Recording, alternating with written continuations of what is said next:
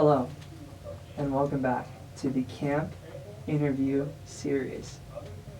Today we've got a real special guest, Hayden Tillinger. He goes by the name Chili Chillinger. He's here to talk with us about life and about all sorts of things. Tilly, how was your day? It was great up until you called me Chili Chillinger. I'm sorry I called you by your first name as well. My bad. Well, that's fine. Oh, okay. Yeah, that's fine. Yeah, my name is Hayden, comma space Tillinger, comma space. Chili?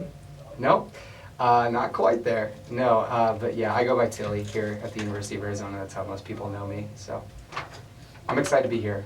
Me too.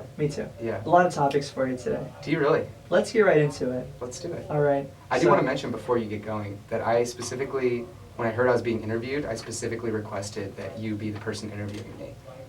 I think that you're a means great lot. person. I don't want to let you down today. Okay, you won't All let right. me down. You can't. Let's see. Let's see where we start off with. Let's do it. All right. Your last month Yeah. in college. Mm-hmm. Are you excited to graduate? Yes and no. Okay. That's a tough good because my question. follow-up question is, what are you excited about and what are you worried about? Good. I like that you had a follow-up question, not strictly limiting it to yes or no's. So, yeah, I've got 1 month left in college. Pretty nervous to have to be an adult suddenly. You know, they always say you go to college to be an adult, but as you know, there's a lot of safe things in a college environment. You know, a lot of security.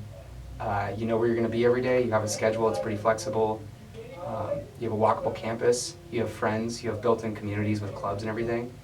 So going out and being a real adult, you have almost none of that safety net. Sink or swim. It's sink or swim a little bit. I'm going off. I'm taking a little break from what I currently study and what I currently was projected to have a career maybe in. And I'm hoping to take a little bit of a gap year and just have some life experiences. But Anything planned for the gap year? nothing planned right now. I think it's kind of just fly by wire. It's going to see what feels right, what feels good. I'm mainly, the biggest move for me is that I'm moving to Seattle, and I'm going to be living with my parents actually for a little bit. So thanks to my parents, shout out for that. But that's a huge leap of faith because I don't really have any friends in Seattle. I do have friends here in Tucson. You know, I'm not really doing what would be necessarily comfortable, and I struggle with that on almost a daily basis. I think about how much easier it would be if I just decided, you know, I want to stay here. But I know ultimately making these leaps is good for me. And it's a leap I made when I came here. I knew nobody at Arizona. I grew up in Montana. I don't know if you knew that. I'm pretty sure you did. I did. Yeah. Question number 9 is about that. Oh, is it really? Yeah. Yeah. I grew up in Montana and I didn't know anybody here. Like literally not a single soul when I came here. But I just kind of did it, and it was one of the best experiences. I wanted to transfer for a long time, but it was one of the best experiences I could have done. So, making another big change, doing a similar thing, and heading off, and it's a little scary, and I'm a little bit sad to leave college behind and some of my best friends that I've made here, but it'll be fun. Yeah. Yeah. Speaking of Seattle, Mm-hmm. you've been to a lot of places. I have. Yeah, Tucson, Uh-huh. Montana. Mm-hmm. I know that there's a place your parents moved to in between Yeah. Seattle and Montana. You want me to tell you? Is it Nashville? It was Nashville. It was Nashville. Yeah, it was Nashville. And in all those places, Mm-hmm. all unique. Mm-hmm. Could you tell me a little bit about Montana? How was that? Where'd you grow up around? What'd you Yeah. like about it? What'd you not like? Yeah, that's an interesting question. I have a lot of love for that state. A lot of like really pure love. Maybe not for everybody who lives in that state. Not that I hate anybody. Oh, well, you gotta hate some guy out No, there. I don't really hate anybody, but I you know, like I don't always have the same political views as people who live in Montana. Is the best example of that. But I love the state. It has so much natural beauty. A lot of experience can be had in Montana, especially in nature. And my parents made sure that that was something that was routine throughout my childhood and my early development. Yeah, it's a real special place. I maybe lost track of your question there, but That was good. yeah, it's a cool place to grow up as a kid because there is so much natural beauty Yeah. that you feel like these kids already, everything is so new to them. They're always making new observations that when you also add into the fact that, you know, you can experience all the things that a city person could experience plus all these other natural experiences, it makes you feel, I guess, maybe more connected to the world and more appreciative. Yeah. Yeah. Yeah. Growing up, I also had a lot of experiences in nature. Mhm. Love nature. It's the best. Where did you grow up? Well, it's not so much where I grew up, although Mhm. I was in California for like 3 years, Mhm. and I had a lot of like cool animal experiences. There was massive snails in California Yeah. all in my backyard, and then I went to a lot of national parks Mhm. throughout my career before going to college. Your career. Yeah, my career on the planet Earth. Yeah. Do you have a favorite national park? That's a tough one. I grew up going to a lot of national parks. My parents took us to a lot of national parks, national monuments, all that good stuff. I think the one that is my favorite and quickly becoming not my favorite is Zion National Park. What happened in Zion? Yeah, so my mom used to take us, my brother and I, down to Zion every spring break because in Montana it would still be getting, it was still pretty cold. Sometimes we'd have snow in late March. And so we'd go down to Zion and it's perfect weather. I mean, like 65 degrees, sunny, no rain, and we'd go hike through the national park. It was awesome. We did it multiple spring breaks in a row. I have so much love for that national park. Did you do Angel's Landing? I've done it several times. I've done it twice. Cool hike. Crazy thing. Yeah, really fun, really fun. And yeah, it's a great park. But I went a couple years ago, right, kind of after a lot of the COVID stuff was winding down. Vaccines were out and everything. I went with a buddy in early May, right after school got out, and it was ridiculously packed. And that's one of the things that I struggle with a lot. It's like national parks encourage people to get out and experience beauty, but when they get so packed, it does harm the natural environment that is so beautiful and drew people there in the first place. Yeah. So it's one of those things too that's like almost a little bit gatekeepy of me. Like I had so much love for this place, and now that people have found out about it, it hurts. I think that's pretty valid, especially when it comes to like an environmental protected area. Yeah. Sometimes I think that people shouldn't even be visited. Because like it's protected land and we don't have a lot of that. Yeah, that's an interesting point you bring up. I've actually talked about that in some of my classes, and especially in my environmental ethics class. There's kind of two sides to that coin. Like, it's hard to maybe get movements and environmental movements to happen if people haven't interacted with super beautiful nature like that. But at the same time, that interaction is maybe what causes a lot of the natural beauty's downfall. So it's kind of a catch-22. But yeah, interesting point you bring up. Have you read that book? No, I haven't. Is it a book? I don't know. I think it's a series on HBO or something. No. Amazon? Isn't it like a war movie or No, I show? think it's a book. Okay. I'll look into it. Okay. I'll read it and let you know. I'll read it tonight. Really? No. Oh. Speaking of tonight, the softball team down soft, a team Tilly and Luke, both plays their final game tonight. You think we're going to win? I think we're going to win. I think we have a good chance. Okay. Yeah, we're up against the team we played first week, and we rolled them pretty good. Rolled them. Should be all right. Like a wheel. Yeah, like a wheel. Ah. You know who invented the wheel? Somebody. Yeah, I don't know. Oh. I was just asking. Yeah, trickster. I know. Okay, so I know you didn't want to talk about this that much. We can talk about it. You're a water policy expert. I wouldn't say expert. You're an expert on water policy. I would not say expert. There's a long ways to go for that. You're working towards becoming I'm working it. Sure, I'll take that. All right. Yeah. Right now, Arizona facing a bit of a water crisis. The entire Southwest is. Yeah. Major drought. California right now is sort of in a legal battle about water rights with the coalition of southwestern states. That's true. How do you think that's going to turn out, and could you explain more in depth what that situation is? Oh man, you're asking me to pry open 4 years of school. I'm sorry. No, you're good. Okay. That's a tough question to narrow down, and I have to be able to talk about it in a simple way because I mean nobody's going to understand anything if people like me can't do it, and we've been trained to talk about it. So. There's a coalition of southwestern states trying to vie for this water. However, California specifically would love nothing more than to take all of the water possible. And that's for multiple reasons. They have power generation needs via the dams. They get a lot of power from Hoover Dam, especially. And then they also have water needs because they have a lot of people, and they've managed to deplete a lot of their natural water resources in Southern California.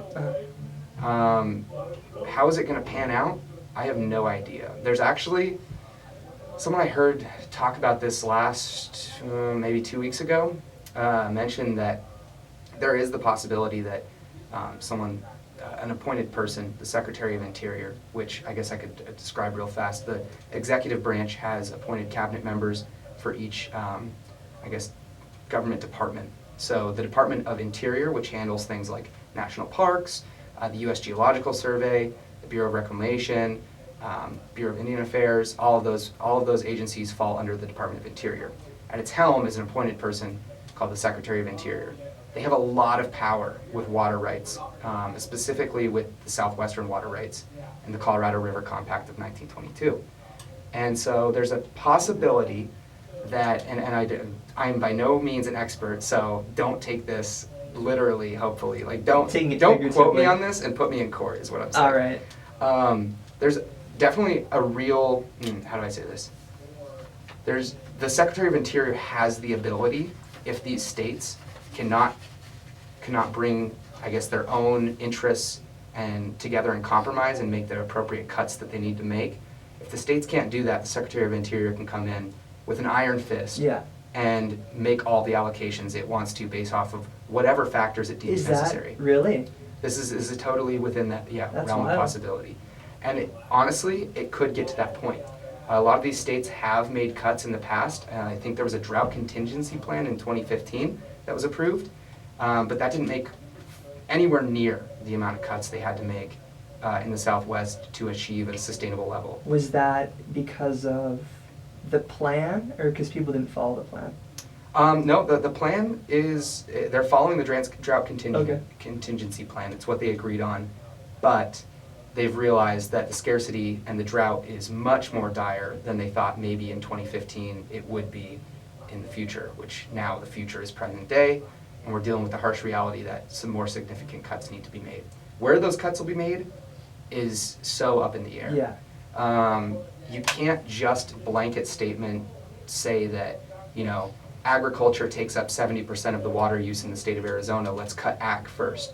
Because honestly, You need food. you need food, and Arizona can grow, its growing season is 8 months or 9 months, or in some places in Arizona 12 months, as opposed to other parts of the country where they maybe only get 1 or 2 harvests over the course of 3 or 4 In months. fact, Yuma, the Yuma, lettuce Arizona. capital of the world. That's right. In the wintertime.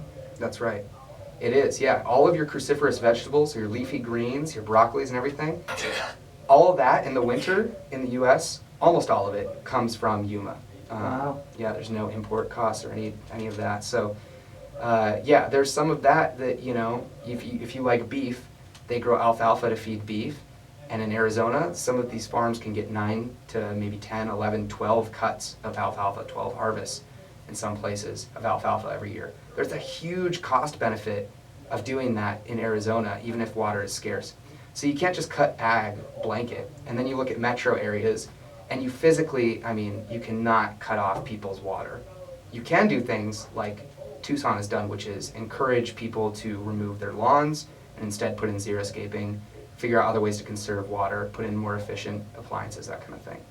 But yeah, it's been a shell game up until now, and now people really need to get serious about it and start actually conserving the water. I'm going to ask you for a hot take. Then we'll move away from water policy. All right, I'll let you know. There's a lot of hubbub about the U of A lawn.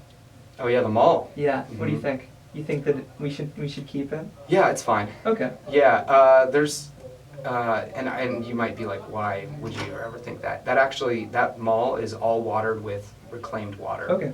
So basically, all of the wastewater, your poop and pee water Yeah. in Tucson, My poo poo pee pee water. yeah, it goes to a reclamation facility that treats the water appropriately, removes all the bad stuff from Uh-huh. it. And then, depending on the treatment facility, you can treat it to either be drinkable grade, which they've done in El Paso, or you can treat it to one level below that, which is basically everything that's needed to be done to make it drinkable except add chlorine. And a lot of that is what waters things like non-edible crops like cotton, and then also lawns, golf courses, all of that. Got it. Some golf courses don't use it, but Yeah, the UA Mall does use reclaimed water, Okay. as far as I know. So I don't have a huge problem with that. I do have a problem with the fact that they like to use it as a parking lot and then tear up all the grass and Pretty then put weird. new sod Yeah. down like once every month. That does bug me Yeah. because that sod's being grown elsewhere. But in general, Okay. yeah, not such a hot day. Thanks for going down that tangent. with Yeah, me. sorry about that. Let me take you back. Sure thing. So, something you've done recently, got rid of social media. I did. You threw it right on it. Most of it. What do you keep? Discord? I keep YouTube, Uh-huh. Discord if you include it, just because of the camp stuff and Yeah. some people I talk to. And then, yeah, Snapchat. Oh, interesting. I didn't know that. Mhm. Well, can you talk about that? Why you made that decision? Yeah, I can. I got rid of Instagram first and foremost. I guess actually it stems a couple years ago. My sophomore year, I'm a senior now. My sophomore year, right after finals week, I downloaded TikTok, little app if you haven't heard of it. It's pretty popular. Hey, what's this TikTok? Yeah, what's this ticky tack app? As you would say, but as you've never said actually. Maybe you have. I'm going off a deep end there. Yeah, I downloaded TikTok, and I waited till after finals to download it because I'm like, I'm going to be putting a lot of time on this app. I can tell. Okay. Pandemic time, you know, it's a video app. What year is this? 2020. Okay. Spring of I see. 2020. Yeah. Actually, it was my freshman year, right after that. So my freshman year, spring of 2020. And then I download it, and over the summer, I'm using it. It's pretty good. It is pretty good. It's a good app. Uh-huh. I get into fall semester. I'm back in Arizona, living in an apartment with a buddy of mine. And it's COVID time, so we're not seeing anybody. I'm still on TikTok, you know. I go through winter break. I'm on TikTok. January comes along, and the next semester, and I know COVID was probably wearing on me at that point. So I was realizing that I was dedicating 5 or 6 hours a day to TikTok. I was going on for a 30-minute homework break, and I was like leaving that 30-minute break, and it was like 3 or 4 hours later. Uh-huh. Ridiculous. And I instantly knew like the algorithm was too good for me to like use the app sustainably. Deleted TikTok. For like a week I had withdrawals, like legit, like checking my phone, always trying to get on it, going crazy, not having that Interesting. instant gratification of Uh-huh. that like just one more swipe sort of thing. So I'm like, all right, whatever. So then I didn't ever re-download TikTok. I've never re-downloaded it. Nice. But I've always had Instagram since I was like 14 or 15. And it's been a constant in my life. But Instagram introduced this lovely feature called Reels, which is just TikTok for Yeah. Instagram. Reels gets me sometimes. And for a while, it was bad. It was not good. The algorithm they hadn't figured out and everything. Still on Instagram for a long time. About last semester, I started to realize I had kind of a problem with Instagram because I was putting about 3 or 4 hours a day on it. And the Reels were getting me in the morning. I wasn't maybe getting up on time because I was in bed looking through Reels first thing in the morning. Yeah. The Discover page got more tuned in. It started to really damage my mental health with comparisons and that kind of thing to other people and just that sort of thing, the general social media stuff. Okay. And then, and it also just left me, after I'd get off Instagram, like it would leave me just like kind of feeling like I had a pit, you know, like just kind of depressed. Yeah. Every single time I left the app. So you go back to the app, you know, seeking that validation again. So then winter break comes, and I deleted it 2 days before Christmas and re-downloaded it on Christmas. I couldn't do it. Hey, the Christmas present for you. Couldn't do it. Yeah, right? Yeah, little Christmas present to get back on this highly addictive social media app that's horrible for mental health. That's right. I deleted it and then I got it back. And then this semester I just really threw in the towel. My good buddy Ellis had deleted it for a while and he was enjoying life again, so I thought I'd give it a go. And yeah, I deleted it and I've since re-downloaded it like usually once every week and a half or 2 weeks, mostly because I get stressed out about people trying to follow me and me like feeling like I'm ignoring them and I don't want them to think that. So I just check who's tried to follow me and then I check my DMs. And most people that are trying to DM me now know that I'm not on Instagram anymore, so they don't really hit me up. And yeah, it's a lot easier. I re-download it, 5 minutes, check it, delete it. But yeah, it's been hard. The first month was really tough. Okay. So. Have you felt a positive impact on, Oh, on 100%. time and mentally? Yeah, I feel a lot, honestly, a lot less depressed since deleting it. And time, hard to say. I think my other big vice is YouTube.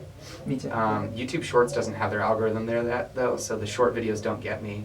And I think the difference between YouTube and Instagram on time is that when I open a YouTube video, I know it's going to be like a 10-minute commitment. Whereas Instagram, I'm thinking I only have 5 minutes, I'm just going to check it real fast, and then I end up being on for 10 minutes. Yeah. So it's easier to manage time for sure. And I cut down on my phone usage. I'm not even kidding. I looked at my screen time, 50% after deleting Instagram. Wow. Yeah. Yeah. So now my screen time is 3 to 4 hours a day instead of Nice. 8 or 9. Nice. Yeah. Yeah. Sorry, that was a lot longer of an answer than You're maybe doing you great expected. work. Thanks. You're telling a lot. Yeah. I figured that's what this is for. So. Yeah. Yeah. Yeah. Another question for you. Believe it Shoot. or not, it's not over yet. Oh my God. So Tilly, It's Jover. a lot of people are saying. What are A they saying? lot of people are saying this. Yeah? You're a super cool dude. Oh, thank All you. right. Says you. No. So, along with that, do you have a certain mindset you go into your day with? No. Okay. Yeah. I don't know. What do you mean? Well, I wasn't exactly sure, Mm-hmm. but I have a similar question. Mm-hmm. That is, would you say you have a more positive or negative outlook on life in general?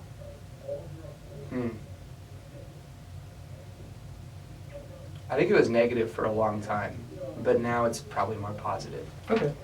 I feel like I have kind of hopes for what I want my future to look like. And I think that hope for a future in general signifies that there's some positive there, you know? Yeah. So I think definitely a more positive outlook.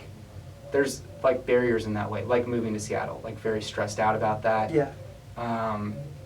And that maybe is a negative, but in the way that it's contributing to an overall greater positive. So maybe a net positive is the best way to put it. Okay. Yeah. Yeah. There's just, yeah. Gotcha. Thank you. Yeah. Something I know you enjoy. What do I enjoy? You enjoy Americana music. I do. And the early American folk tradition. The I lights love just got it. a lot brighter. They in did. this I don't room. know how that happened. But yeah, Americana music. I do. I love it. When did you grow up with a lot of Americana music in your life? From Yeah, I think so. I mean, my dad was a huge Bob Dylan fan, Uh-huh. huge Neil Young fan. He listened to a little Grateful Dead, but not he wasn't a Deadhead Yeah. necessarily. John Fogerty, a lot of these kind of guys that, I guess Fogerty was more of a rock and roll musician, but he made Center Field. yeah, Classic he American did make song. in his acclaimed solo career. Got sued for it. Did he really? He got sued for For writing Center a Field? song too similar to CCR. Wow. Yeah. Even though he is CCR. He is CCR. It was Wow. really weird. That's amazing. Uh-huh. I'll have to look into that. Yeah, that's a lot of what I listen to, rock, classic rock, and then a lot of folk, Americana, Peter, Paul and Mary, Oh, yeah. CSNY, that kind of stuff. Okay. So, I mean, that's the world it comes from. I took a long break from that. When you grow up and go through public elementary school and public middle school. Were you just getting a rap? No, I mean, yeah, briefly. Okay. Yeah, but there's some things pop music becomes, because your friends Oh, yeah. are all listening to pop music. I specified public because I don't know, private kids might listen to Classical music. classical Those music guys. and Christian rock and Yeah. stuff. I don't know. Uba Stank. Yeah, an F. No, that's public school. Oh, sorry. Yeah. I thought that was Christian rap. It is, Okay, but a lot but of for the people at public my public student. school were. One guy had an NF hat. Wow. Yeah. Dedicated to the craft. Really into it. Yeah. No, yeah, I just listen to pop. My mom and dad would buy me those CDs for Christmas. The Now That's What I Call Hits Really? 36. Wow. Now That's What I Call Hits 37. Okay. What about 38? Yeah, it was there. 32? Yeah, 32, 31, Oh. all of them. That was always fun, and I liked it. But then, as I got older, I went through a huge Macklemore phase, and I really found out that I could love a band or an artist, I guess, and enjoy the entire discography, and it's not just one or two hit songs. Yeah. That's good. And there's meaning behind every song that an artist makes. shallow or not, you know. But then, like, my senior year of high school, I got kind of swept away by some more 2000s alternative, like Death Cab for Cutie, Decemberists, Alt J, Great stuff. Frightened Rabbit, if you've heard them, Modest Mouse, like all these guys. And that kind of like gave me a musical awakening. I talked about this on my last radio show, actually, last Tuesday. He turned into Tilly's last radio show. Sorry about the redundancy. The retread. Yeah, we'll run over it real fast. But yeah, I was listening to a lot of that 2000s alt, and then it just kind of transformed. I think there was a couple concerts I was going to go to with a buddy, a festival I went to, and it just kind of evolved. Like Nathaniel Rateliff and the Night Sweats started to bleed into it, Band of Horses started to become more country Americana influenced, and then ultimately now I'm left with my favorite artist being Jason Isbell, and and then amongst that, you know, Sturgill Simpson, and if you've heard of him and that kind of stuff. So heck yeah, I have. Yeah, so it's evolved to that kind of level, but it's at a point where like what I really appreciate about Americana music is that every lyric is meaningful, and it's also oftentimes powerful. And the music behind it is super sick. Usually these guys can shred the guitar. Yeah. Drums are keeping it between the ditches. They got a guy on keys going nuts. Concerts are super fun.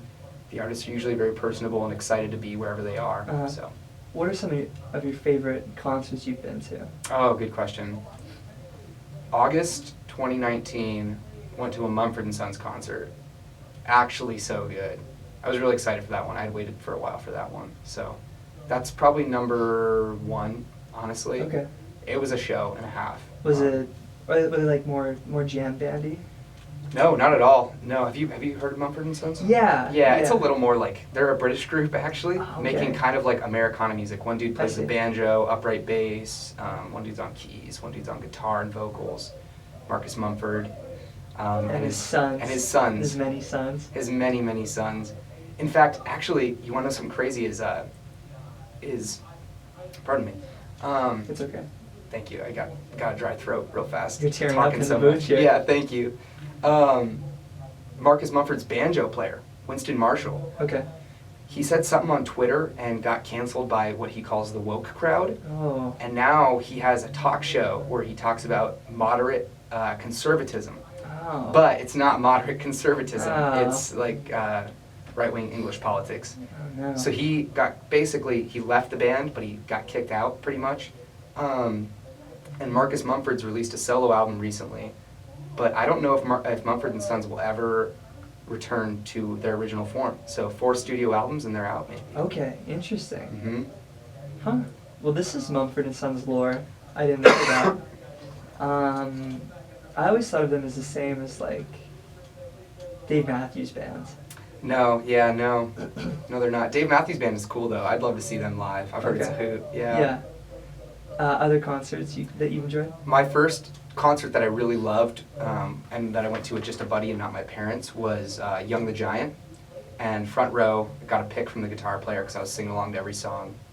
Jason Isbell, I've seen as a headliner for a festival. Oh, cool. It was awesome. Yeah. Yeah, I guess there's a few more probably mixed in there somewhere, but yeah. What other questions do you have though? A couple, but Let's pivot. We covered my main ones. Okay. So I'm gonna sort of just ask you some shorter questions here. Go for it. Leaving Tucson in a month, what are you gonna miss about it? Oh man, there's a few things. Okay. The food is amazing here. Yeah. There's so many good restaurants. I love the weather for about 8 months of the year. Oh, you hate the warm winters, don't you?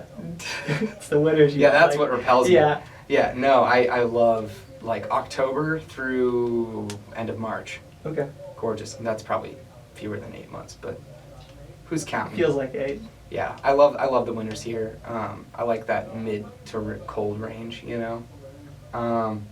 There's a lot of cool people here from a lot of different walks of life, and so that's always fun. I'll miss Wings and Rice first and foremost, though. It's a restaurant off Pima and Craycroft. They have wings and fried rice. Okay. It's super crazy combo, but it goes crazy. I have to go. I know. I was just telling someone about it the other day. It seems to come up in a lot of my conversations. And I'll miss the other place, Crooked Tooth Brewery off of 6th Avenue. My favorite brewery. They make my favorite beer, Crooked Light. This is not a paid sponsorship. Crooked Light. So That's good. awesome.